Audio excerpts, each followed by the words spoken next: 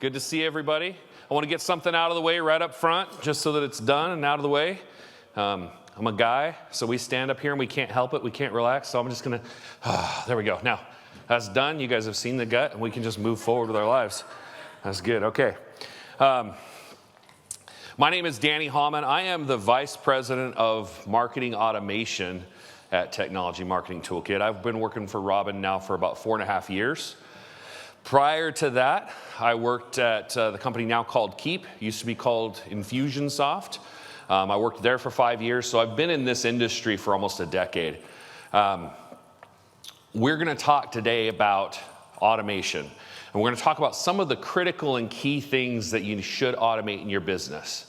Now, you're going to hear all about it. We're going to talk about it. Robin's going to talk about it. You're going to hear about our program called MAP.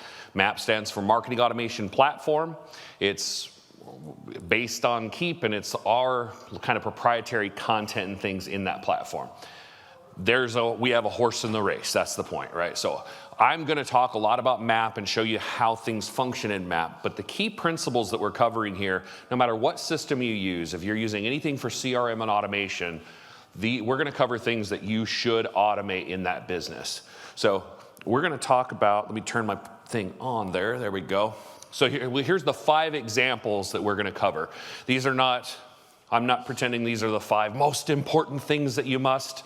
These are just 5 critical things that we automate, that we think every MSP should have automated in their business, and we'll go into the principles as to why. So let's start and jump in with automating your opt-in process. So I'm going to tell you a quick story here in a second, but how many of you have never lost a deal to a competitor? All right.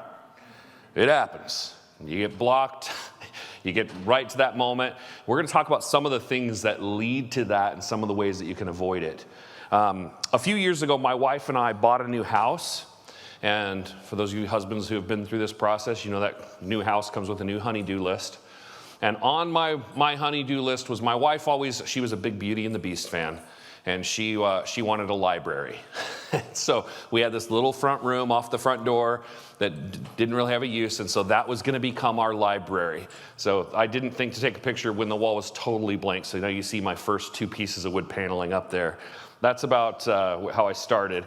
I got about this far, and it turned out my wife wanted to go, but everybody needed a break. We were painting and doing all kinds of things.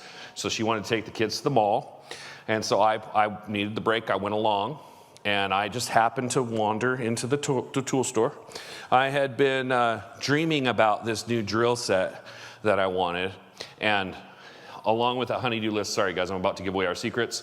When you give us that honey-do list, it also is an excuse to buy the tools we've been wanting.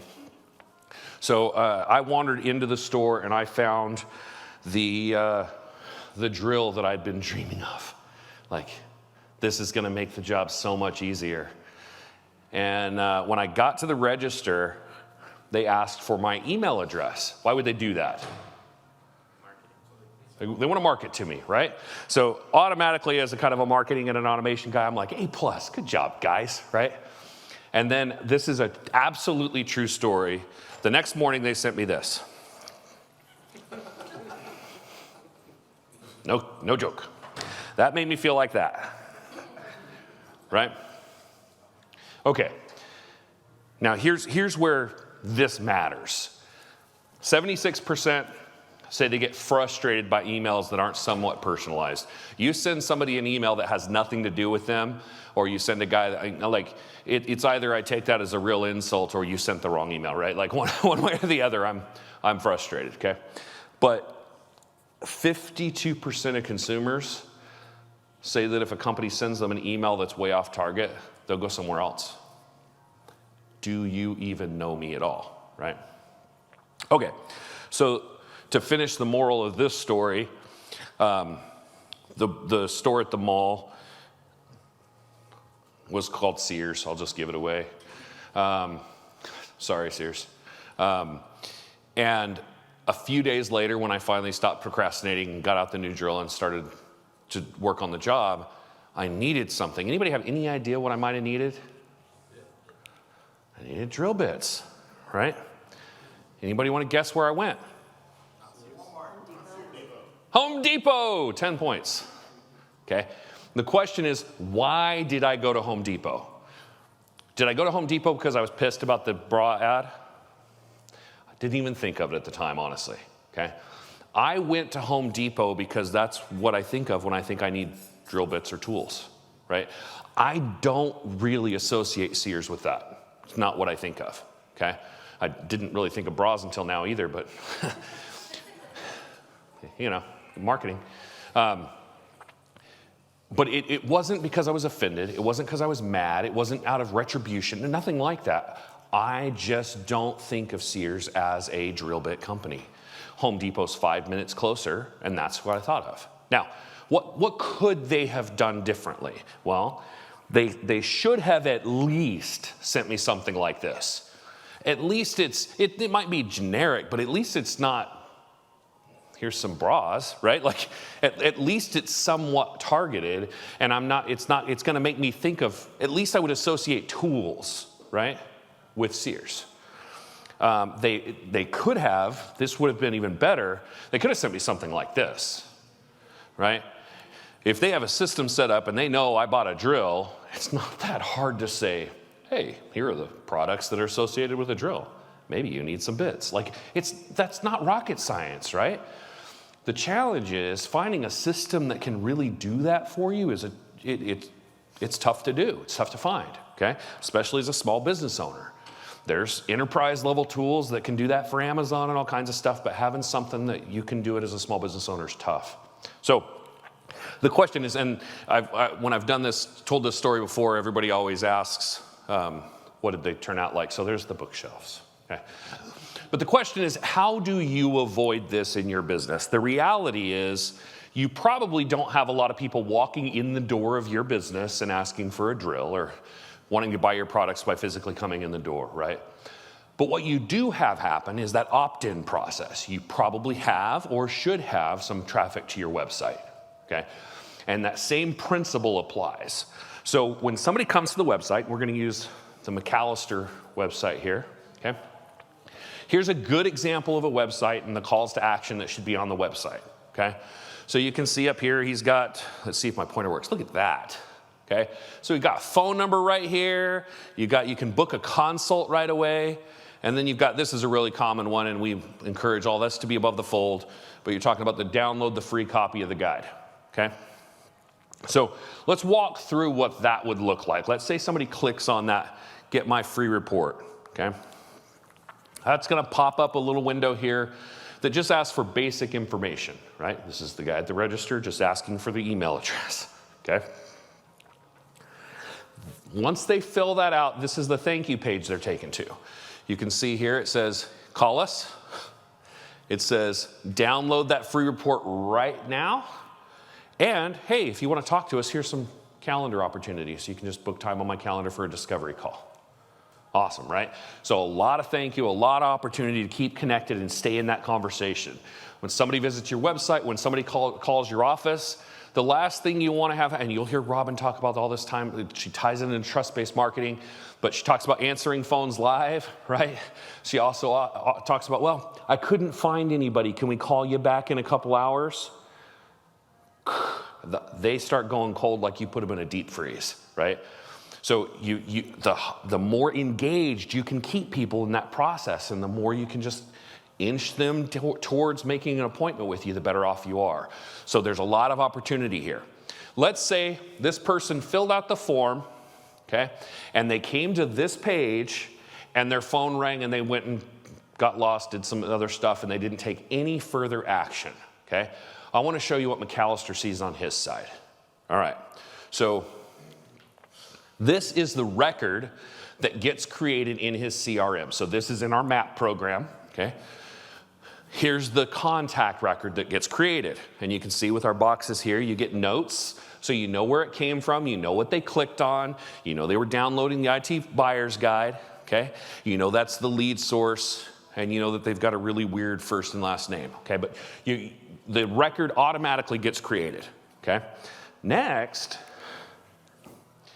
here's the notification that comes to the team, Okay? Now the notification can go to you as a business owner, it can go to you and the sales rep, and whoever you want. We have it happen all the time. So when somebody comes in and they purchase a product from our team, right? Sales gets notification, hey, good job. I get a notification, make sure your team's on the ball. People get a notification to create the app. We have it go to like 10 or 15 people when something happens and somebody makes a purchase, because we do not want that to slip through the cracks. That's the one time you can't drop the ball, right? So you get a notification that lets you know this comes right to your email, so you don't have to be logged into the app watching and waiting for it, waiting all day for that notification to pop up. You get an email, tells you, so you can be out on the go and still get it.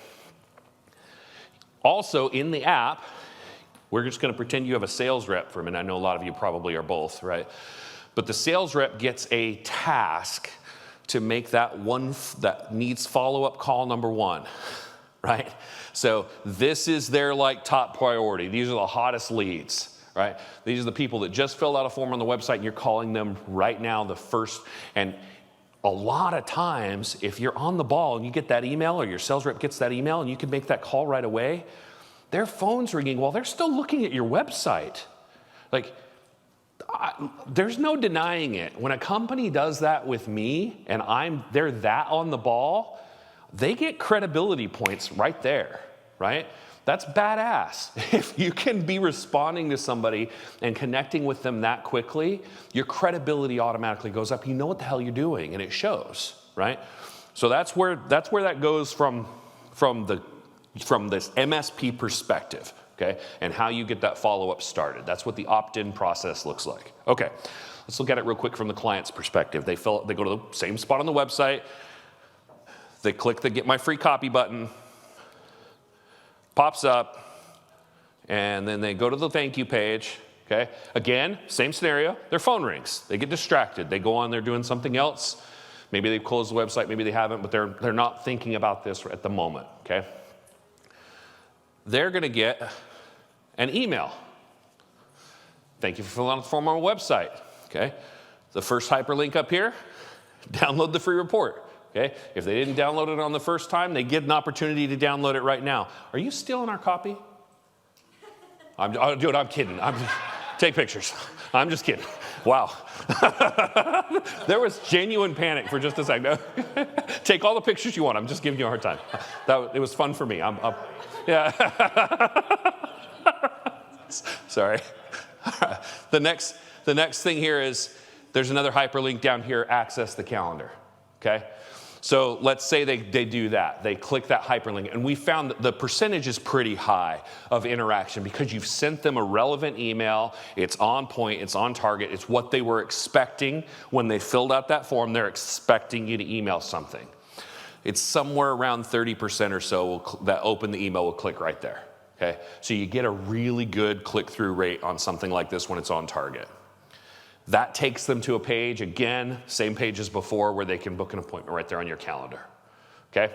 They book that appointment, they get an email right away that says, thank you for booking an appointment with me. Again, you get brownie points for being on top of it. You know what you're doing. Now, I'm not gonna go in and show you every email they're gonna get because then, and I'll show you this later on, but they get this email thanking you for booking. They're also gonna get later on an email 2 days before the appointment, hey, see you there. The day before, see you tomorrow. That way you don't get the whole, my daughter has a concert or my son has a D&D group coming over. Those are stories from my life, sorry. Now, so that's the first thing that we're talking about automating, okay, is getting that opt-in process done. Now, I'm gonna cover this one really quickly here because this is pretty straightforward, but the next part of it is you wanna automate your sales pipeline process. Okay, your follow-up process. How many of you employ salespeople? Okay, all right, just a couple. How many think they're a pain in the ass? Yes, we are. Okay, all right. So the worst thing in the world is generating a lead and having someone interested and having that slip through the cracks. That sucks, right? Okay, so you have to automate that follow-up process and make sure you have something that you can hold some accountability to just make sure nothing gets missed. So when in our system and in most systems, when you create, or when the client books an appointment, there's an appointment created, That moves from lead to, anybody want to throw a word at me? Anybody know what that means? Lead to what? Opportunity, right? Now we have an opportunity because this is an appointment. This is a real chance at business. This is beyond just a prospect or a lead now, okay? So when you get an appointment booked like this, I'm going to show you a couple different ways that manifests because we have two systems. I'm going to explain real briefly right now what they are. So we have, who's heard of MSP Launch Academy? Okay, it's kind of our entry level, your smaller MSP, just starting to get serious about marketing, starting to get some things off the ground, under $1 million in revenue for sure, right? We're MSP Launch Academy, and that comes with a CRM as part of the membership called Map Lite. It's kind of got all the things we're going to talk about today, but it doesn't do some of the more advanced, really technical stuff that Robin offers. I'm going to take questions here in just a minute. Is that cool? All right. So this in Map Lite, we're going to just have a general pipeline for the business. Okay, so you'll have one pipeline. This is all the opportunities for the business. Here's all of the leads that are going through the pipeline right now. Okay, with our standard map program called Map 2.0, with Map 2.0, you get as the business owner, you want a high level look, right? You want to see all the opportunities the business has and your total pipeline of opportunity here, revenue, that kind of stuff, and those forecasts. You also, in Map 2.0, can get it by rep. So now I've got Frodo and Samwise working for me, okay? And I can see how many opportunities and how much revenue opportunity there is from Frodo, and Samwise is awesome, right? He's just way better. So now I can, as the manager, see the difference in the two. I can also limit it so that Frodo can't see what Samwise is working on and they can't steal from each other, right? Avoid some of those conflicts. But as a business owner, I want to see the holistic thing and I want to get a look at both, okay? But you can see new opportunity, calls that are booked, consults that are scheduled, needs to reschedule, needs a proposal, okay? Proposal presented. We can customize this flow for you a little bit, call things a little bit what you want, but you get a general, what would Robin do? Okay, I'm wearing the button on purpose. Following Robin's process and the things that you're gonna be learning and coaching and everything, we've built this system to coincide with that. How many of you know Mike Bazaar? I think his name is awesome because he's a weird guy. But he's one of the coaches that we have. And he's just brilliant. He's been using Map for a while, and he's scaled. He won Better Year Best last year, 2 years ago. But a fantastic business owner, and was able to scale because of what we do with Map. Okay. Now, have your clients ever gotten an email from you that was off target? All right, I'm going to talk about the third thing now, and that third thing is email segmentation. Why is segmentation important? Why is dividing that up important? These are broadcasts that you're sending.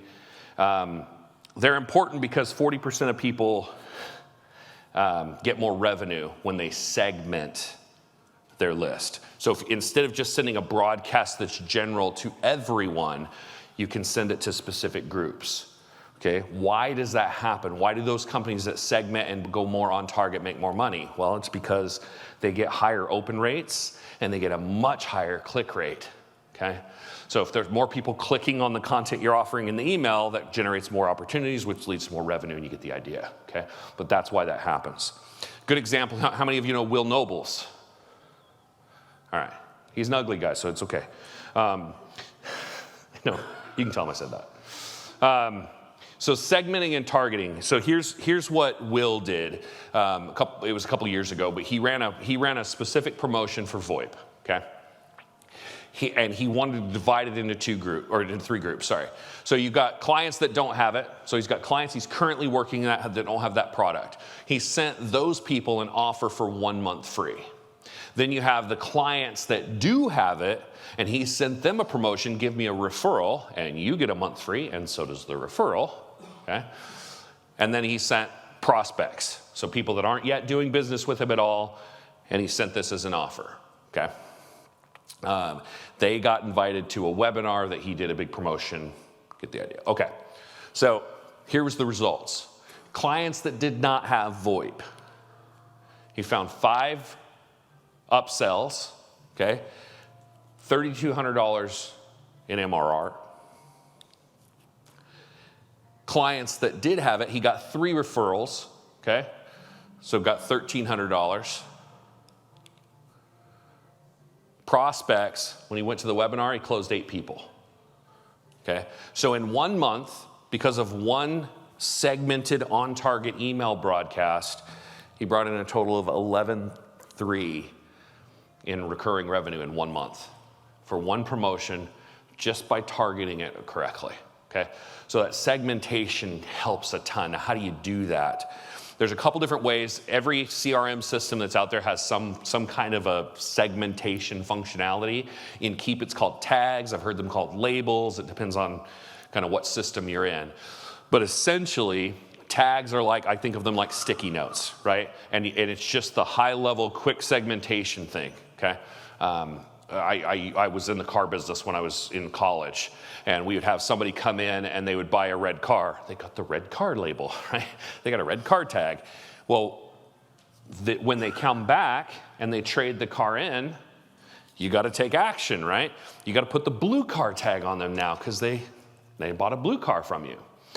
The problem is, and the challenge with any kind of tagging, so this is free advice that you can apply to any system out there, is when you're building the automation, you got to be careful of this, because this is the biggest mistake that I see people make with CRM all the time. It's really easy to remember to apply tags. It's really easy to remember to segment people that way. It's tough to remember and automate the removal of tags. So, going back to my car business analogy, if somebody traded in a red car for a blue car, you give them the blue tag, but you got to remember to take the red one off. Because a year from now, when you go to make a phone call to that person, you don't know which car they have. Does that make sense? Or you think they have both. So you got to remove tags and add them at the same time. I'll give you a real world example of that in a minute. The other thing that's a good piece of functionality is most systems have something called custom fields. These are a little bit more specific. So you can see some of these custom fields, we can customize how they come out. So on services like VoIP, you can say just yes or no, or maybe for some reason you have multiple supplier or providers of that. So you can have the name of the product or whatever you want in there, right? So you can get really specific and do some targeting. You go to a big event, and I don't know, maybe there's a whole bunch of vendors out there, right? And you sign up with a new vendor, you're offering a new solution, you can enter that as a custom field, right? And then you can start to segment from there. And now you can create segments in your group, and you can now offer that new product that you just signed up to, that new service that you just signed up to offer. So that gets you the idea. The worst quote, and the point that I'm trying to make is, the worst quote you can possibly hear is, we went with somebody else. Okay. So this kind of brings us to the fourth thing, I suppose. The fourth thing you want to automate, and that's constantly staying in front of your list. You've got to be consistent. You can provide consistent value, build that trust, build that credibility by just staying in front of them consistently. And the reason you do that is you never know when their dam is going to break. And yes, I spelled it right. You never know when they're going to walk in the office and then something's on fire, or they've had a breach, or they know somebody that's had a breach. When that happens, and when they finally hit that time when they feel the pain that you've been telling them to avoid, you want to be the expert that they have with the solution, right? You don't want to be the I told you so person, right? But you want to be the person who they think of, man, they can solve this for me. They've got it together, they know what they're doing, and they've been telling me about this. I need to give them a call, right? The reason you do that is follow-up. How many times do you have to follow up with somebody before they'll actually buy? Anybody heard the statistics? What's that? Yep. I've heard anything from 7 to 15. It just kind of depends on who's talking, right? The point is, more than we normally do, right? We don't follow up enough. As humans, we suck at it, okay? And because it feels like, if I just keep bugging them, I don't want to bother them. If they wanted to do business with me, they would have called me back, right? How many of you felt that? Okay, so here's the challenge. 80% of sales require at least 5 follow-ups. But 45% of salespeople give up after the first one. Okay. If you have 2 sales reps, one of them's given up after 1 follow-up. That stings. Okay. But here's where it is scary. 94% of people give up after 4. So 80% of sales require you to follow up 5 times, and 94% of sales reps give up after 4 times. Okay? So if one more follow-up might have pushed it over the edge, okay? One more might have. What happens to that? Do you think that person never buys? So you follow up 4 times, or your sales rep follow up 4 times, and then they stop following up. Oh, I guess that person never bought cybersecurity or whatever, right? They just forgot that they would need it. What happens to them, guys? The next person gets them, and they end up getting credit for your 4 follow-ups, right? They show up and say the same thing on that 5th or 6th call that you've been saying all along, and they validate everything that you said, but they followed up when that person was right on the edge and ready to tip. And they get credit for all the effort you put in and then blew it. Okay, so you have to be consistent. You have to follow up. You have to stay in front of them. We have, Lisa's fantastic, and I've been working on her name. Lisa Niekamp Irwin. It's Niekamp, and anybody know how I'm remembering that one? Kneecap, yeah. That's how I'm thinking of it. She probably doesn't like that one. But she's had this happen several times. This is a really good example. We have people come into training. They've had people in drip tips. We have a drip tips campaign. There's cybersecurity tips that you can put in front of everybody once a week. Just builds that credibility and builds that expertise, builds that trust with the prospect, okay? We've had people have them in there for a year, 2 years, and suddenly one day it clicks. And they've been reading them once a month or whatever it might be, but they hear a horror story, or they come in and something's crashed or whatever it might be, and they think of you as the solution. It's a really powerful thing. That's a set it and forget it kind of program, okay? So that's stay in front of them with some kind of an automatic drip type campaign. Okay. 5th, recurring technology business reviews. You'll hear people call them quarterly business reviews. We tend to call them technology business reviews because quarterly, maybe you don't do them every quarter with every client. So technology business reviews, maybe it's quarterly, maybe it's semi-annual, whatever it might be, okay? These are an incredible orchard of low-hanging fruit. There is a massive opportunity for you here. How many of you do quarterly or technology business reviews with every one of your clients every time without fail? He's dying. I'm going to be the guy. I do, but my account managers are supposed to be doing it, so they are. You do them, but you're relying on somebody else. And did you say, I hope they are? I hope they are. I love that. Thank you. You're going to get $5 for that. That's a good plug. Okay, so he assigns them to somebody in his business. They're assigned to do those business reviews frequently. And we didn't script this, but that's awesome. Thank you. So they're assigned, and then as a business owner, everybody's felt this, right? I hope they're doing it. I hope they're doing it. I feel you. Okay. Now, if they aren't, which they're human, right? What would be the things that would be keeping them from doing it, right? Well, one of them is it's time consuming, right? And most of the time consuming is just the going back and forth, right? Let's be real. A lot of the people that are working in your business, a lot of the techs is kind of where they grew up in your business. They may not like the phone very much, right? They might not be looking forward to making those follow-up calls and booking those appointments and getting people and doing the sales side of things, right? So that can be daunting. It takes a ton of back and forth to get to the point where you're ready to rock. Okay, check the time here. Okay, but what if instead of having to go back and forth 14 times, What if they came to you? What if on Monday you get back to your office and 3 people have booked business reviews with you automatically? They're on your calendar and at times that you set aside as availability for that. Would you do them then? Okay. And would you know your account managers were doing them then? If you were able to start tracking it and see it, right?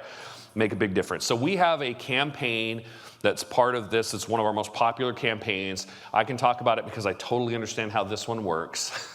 But this one's called our Technology Business Review campaign, okay? This is a flow. This is just a map of kind of how it works, right? So you got people dropping into the campaign. There's 3 different ways to start. Just that doesn't really matter a whole lot, but you can start them immediately. So I want to have this person get the first email right now today.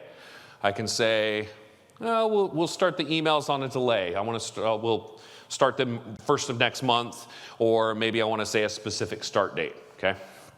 It doesn't really matter. As they get into the campaign, the very first email they get kind of explains what this whole technology business review idea is. Just gives them a real brief overview and gives them a calendar link, like we've seen before, where they can click and they can book time on your calendar to come do that business review, okay? Sorry. No, you're all right. I thought somebody's whispering at me. Yeah. So they get this email with a calendar link. We have found that the majority of your clients will automatically click on that link or the next one. It's somewhere around 75% will click and book without you having to make a phone call. It's awesome, right? But you can see if they don't click in the email, 3 days later, there's going to be a call assigned to your account manager, okay? And he'll be assigned a call to pick up the phone and follow up with that person. Hey, wanted to make sure you saw our email, get on our calendar, want to come by and do an overview with you. Okay, great. Let's say they're in the Bahamas, they don't get that phone call. There's an email that goes out again. It's going to wait 3 days again and send them another follow-up email with an opportunity to click on the calendar. No actions taken. It's going to wait 1 day and make a second phone call. Wait 1 day, send one more email. And then if they're in Jamaica on a long extended vacation, no problem. My favorite thing about the campaign is it's, again, a set it and forget it. They'll just drop down here and come right back and start the next process, the next cycle. So if they're on quarterly, 75 days later, they'll get the first email again. Hey, want to meet with you this quarter, right? We do want to let you know if they skip 2 in a row. So if you've got them on a quarterly cycle and they've skipped 2 cycles in a row, your account manager might not be following up right, or something could be wrong, or maybe they're thinking about going somewhere else. We want you to know about that. Does that make sense? Okay. But at any point along this path, if they click on this very first email and book a call, are we going to send them this the next day? No, because then we look stupid, right? This is what intelligent automation does. It's going to automatically stop here, drop them into this section here, and this sequence right here is called our scheduled sequence, okay? They're going to get a thank you for booking with me. We saw that email already. Then they're going to get 2 days before the appointment, they're going to get an email reminding them, and then the day before, hey, see you tomorrow. Okay, so that way and there's opportunities and links in there where they can reschedule. Tomorrow end up being a bad time? Click here, right? Super easy. All right, now, this is intended to scare you, okay? This is what the simple flow looks like of scheduling your TBRs. Here's what it takes to automate that. Okay, so when you actually program the robot to handle all the follow-up, this is that same campaign just built into the automation, okay? We've done all of this for our clients. So for those of you who aren't using MAP, no problem, just go build that, okay? In MAP, we've got all of these proven, tested, and planned out and built for you, okay? So I'm going to show you a couple of things here. This is where the people are coming into the campaign. There's the 75-day timer. There's lots of different ways they can enter, right? We get to this one here where the first emails are. You can see we've got this labeled. There's emails in here. Each one of these rectangles is called a sequence, okay? And inside this sequence, there's emails and things. So we're going to go into that one right there. Okay? This is the scheduled sequence we talked about, okay? So in this scheduled sequence, you can see right here, they get the first email. Thank you for booking with us. It waits until 2 days before the appointment, sends them a see you in 2 days, waits until the day before, see you tomorrow, okay? That's the sequence in that one rectangle. I'm gonna go back once just to show it. So that's that sequence that's in right here, okay? Those are the emails. Now I wanna show something, okay? When somebody clicked or they've been dropped into this campaign, they get a tag. The tag says, needs to book an appointment, okay? Once they've clicked and booked the appointment, what do we have to do? We gotta remove that tag, right? So you can see right there, there's tags being removed as part of the automation. Guys, if you do go out into the world and try and build these kind of things on your own, this is where everything falls apart. So you gotta make sure you do stuff like this, okay? Build that stuff into the automation or it'll just create a train wreck for you, okay? So we've got all that built and ready to rock and ready to go. Now, any CRM company like Keep, I'm gonna use them as the example here. They've got all the functionality there. There's a few different companies that can handle some of this functionality. Keep is the one that we've chosen because they're the premier one for small business owners, and the pricing and things at least makes it something attainable for you to be able to do these kind of heavy automation tasks, okay? They're a little bit like, I'm gonna go back to my first analogy. I'll describe them as a little bit like Home Depot, okay? They can sell you everything you need to build your own house. They've got the wood, they've got all the supplies. They even have people in the aisles that will pre-cut some of the boards with you, and they'll show you how to use a drill or a miter saw or whatever it might be. They can teach you about plumbing. I don't know that I would take their complete expert advice on that topic, but they can, and then YouTube can do the rest, right? You can build your own follow-up system and automation system, and it's not an unrealistic comparison with building your house, right? It takes a lot, okay? But at the end of the day, when you leave Home Depot feeling all good about the project that you're about to go do, it really looks like this. They load everything in the back of your truck, and you have to drive it home and start building yourself. And what all of us know is, as a guy, I park it out in the backyard, kind of behind something if I can, and hope to God my wife never asks, right? Because it's going to take me a while to get that kind of a project up and off the ground. The CEO at Keep, his name is Clayton Mask. We do a lot of business with them. We've been their number one partner now for about 5 years in a row. They measure that in a couple different ways. A lot of it's number of accounts that we add per year. The other thing is retention. The amount of clients that get in with us and have success and stay is better and higher than anyone else that they do business with. So the reason is I like that. Save a member thousands of dollars and hundreds of hours. Your time is so valuable, but the amount of time that we save you from having to go figure out how to do those things and how to automate that and how not to mess it up, how to make sure that those tags are being removed or everything. We've had people go build it on their own, come back to us and say, hey, can we do it again? Can you help us out? Because they'll go and do something like, well, in the toolkit, you can get a lot of the email copy, right? Drip tips. You can come up with 52 weeks of content, right? And we can get access to some of that. You can get all that in the membership, right? We had somebody about 6 months ago, maybe a year, come back. Yeah, I tried to build it on my own. I built drip tips, got it all in there, and hit go. And everyone on his list got 52 emails. Timers, right? You gotta put timers in between them, pal. Happens. Luckily, they didn't all get 52 emails because the email server, two big middle fingers and stopped it after a little while, but yeah, bad news. So, talking real quick about our MAP program and what you get and how it works. It includes all kinds of things. You get the CRM, you get the automation, you get a lot of what would Robin do. It comes with pre-built campaigns that are ready to go. We do need some basic information from you, logos, who is responsible for the QBRs, right, for that campaign. We need to know who's the email coming from and who's going to actually go on the appointment. Maybe it's the same person, maybe it's not, right? So we just need some basic information like that. The other thing that is really kind of the biggest time suck for you getting into a system like that, it's cleaning up your list and getting that list ready, right? Organizing that list. My team is brilliant. A lot of you know Jeanette, a lot of you know Che and the people that work with us. They're fantastic. They're not psychic. So they don't know, they have this service from you, but not that one. And so we have you clean up that list. And no matter what system you go with, guys, get the list clean, super tight before you put it into a CRM system and hit go. Because if you have a dirty list going in there, you're just making your life worse. You really are. You got to have a good clean list going in there. We also assign you an onboarding specialist.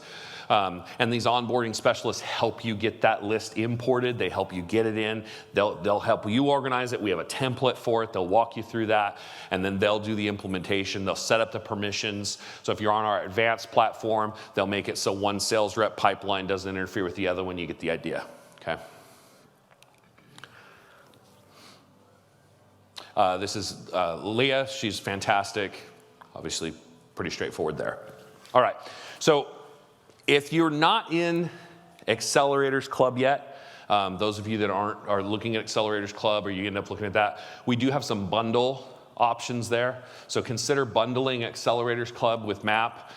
We have the onboarding match that. So if you're looking at Accelerators Club, Robin's going to talk a lot about this later today. So keep in mind what that is. And when she talks about MAP, at least now you know what she's talking about. So there's a little preview. If you're already a member of Producers Club, you can check out more here, mspmarketingcrm.com. And if you're not quite ready for Accelerators Club, you're just kind of getting into this game of marketing, looking at what might happen, MSP Launch Academy might be for you. So what do you do from here? Next steps. Attend Robin's session today, this afternoon, okay? She's gonna talk a little bit about bundling, talk a little bit about marketing automation and how to handle this trust-based marketing. This morning, she's gonna get into trust-based marketing, and then this afternoon, she's gonna talk about the bundles and everything. And then just stop by the booth. Anybody not seen the big TMT booth? Okay, awesome, we're good then. All right, so those are your next steps. Just stop there if you have any questions. And then I probably have, 2 minutes? Is that about right? I've got about 2 minutes so we can take some questions, and I let you hang for a long time back there. I'll just repeat it. Go ahead. You mentioned the calendar booking link multiple times. Is that already incorporated into MAP? Because I haven't seen this on others. What was multiple times? Calendar booking link? Is that the calendar booking link? Oh, the calendar. Yeah, it's included. Yeah, so we use a calendaring system called Appointment Core, and it integrates perfectly with MAP or with Keep, and that's the one we use. So it's a stack of software. Perfect. Sorry, one more time in the back, and then we'll come. One of the biggest challenges we've got, I didn't hear addressed, is you take your list, clean it up, take your list, let us see your list, roll out the list. Where do we get these lists? Okay, so the question is, where do you start? How do you get a list, right? There's a few different ways to do it, but what I will tell you is this. This is no CRM is set up to be a list that you don't have permission to email. Right? So you want to get a group of people that you have permission to email. How you generate leads, there's a whole bunch of stuff, and maybe you and I can connect afterwards, but there will be sessions on that throughout the conference, okay? But what you don't want to do, and I think this is the best answer I can give you in the time that we have, what you don't want to do is take a list that you've purchased from somebody else and drop it into a CRM and hit go. You'll be the devil to your CRM provider. So just make sure it's a list of people who have opted in, who are expecting emails from you. What we do with somebody who's just kind of getting off the ground, we usually start out by saying, let's start by marketing to your existing customers. Let's get those TBRs going. Let's get some offers going, a 9-word email talking about specific products, and get some marketing happening there. There's referral campaigns and things like that. I'll keep going as well. That's all the time that I've got. I'll take I'll take this one last question, and then we'll call it good. What's a typical time of implementation? Implementation, this sounds like a bad answer, but it depends on you more than anything. How long is it going to take you to clean up the list? If I give you an average, it's probably around 60 to 90 days to get things really all launched, but that's to get all the core campaigns up and going and launched. If you're part of our MSP Launch Academy, the onboarding for the program is kind of extended, and we can kind of go at your pace a little bit, but when they teach about QBRs and how to conduct a QBR and how to make that successful, that week we launch the QBR campaign. So we kind of try and time things with the training and coaching that you're getting, so you don't book a whole bunch of QBRs and then not know what to say to maximize those when you make those appointments. Cool. I'll be here to take more questions. Jeanette's in the back. She's brilliant. She can answer questions. She's got brochures and things with her as well. Thank you, everybody. I appreciate the time.